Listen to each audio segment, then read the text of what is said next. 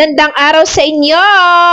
So, panibagong araw na naman, panibagong luto na naman tayo. So, as you can see guys, dyan no, iniihaw ko ang talong. Okay, so alam nyo na ba kung ano ating lulutuin ngayon? Ayan, shaky pa ang videos ba? Okay, so dito ay magba-magic muna tayo in 5, 4, 3, 2, 1. Tara!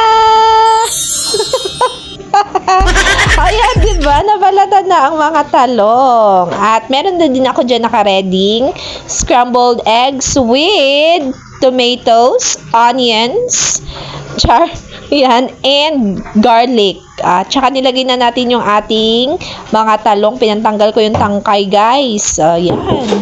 Tapos, nag-ready na tayo. Pinainit natin dito ang kawali, binuhos ang mantika. At syempre, bubuhos na rin natin kapag mainit na ang mantika, ang ating tortang talong. Wow! O, diba? Pina-level up ba yan? Wow! Anyway, guys, may mga seasoning na yan, ha?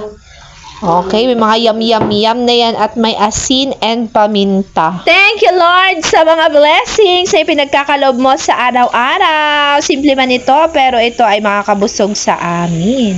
Ay, binaliktad ko na, guys. Hindi siya ganun ka-perfect, pero nabawi naman natin. Diba? So, yun lang for today's video, guys. See you sa next vlog. God bless!